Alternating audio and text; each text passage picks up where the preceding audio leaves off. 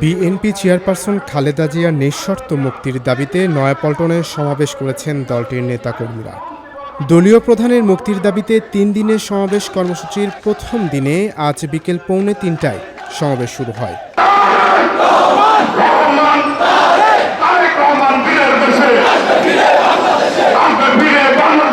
বিএনপির স্থায়ী কমিটির সদস্য মির্জা আব্বাসের সভাপতিত্বে ও প্রচার সম্পাদক সালাউদ্দিন টুকুর সঞ্চালনায় সমাবেশে প্রধান অতিথির বক্তব্য রাখেন দলটির মহাসচিব মির্জা ফখরুল ইসলাম আলমগীর।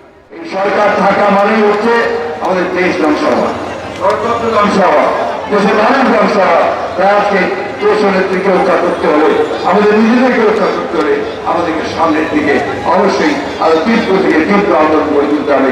আন্দোলনের মাধ্যমেই এদেরকে পরাজিত করতে হবে। খালেদা জিয়াকে মুক্তি দিতেই হবে জানিয়ে মির্জা আব্বাস বলেন, চোর ডাকাতরা মুক্তি পেলেও তিনি মুক্তি পাচ্ছেন না।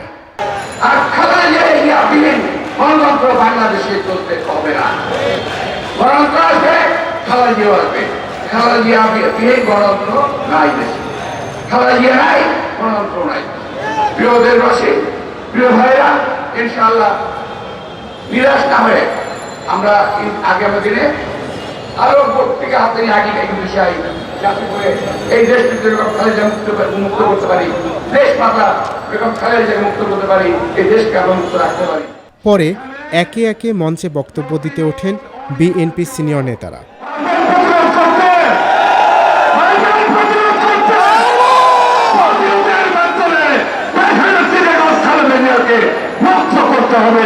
এই সরকারের নিযুক্ত প্রধান বিচারপতি দুর্নীতিগ্রস্ত, এই সরকারের নিযুক্ত দেশের প্রধান সেনাপতি দুর্নীতির দায়ে অভিযুক্ত।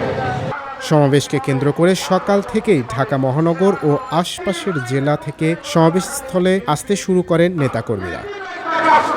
উল্লেখ্য, ঘোষিত কর্মসূচি অনুযায়ী 1 জুলাই মহানগর পর্যায়ে এবং 3রা জুলাই জেলা পর্যায়ে একই কর্মসূচি পালিত হবে।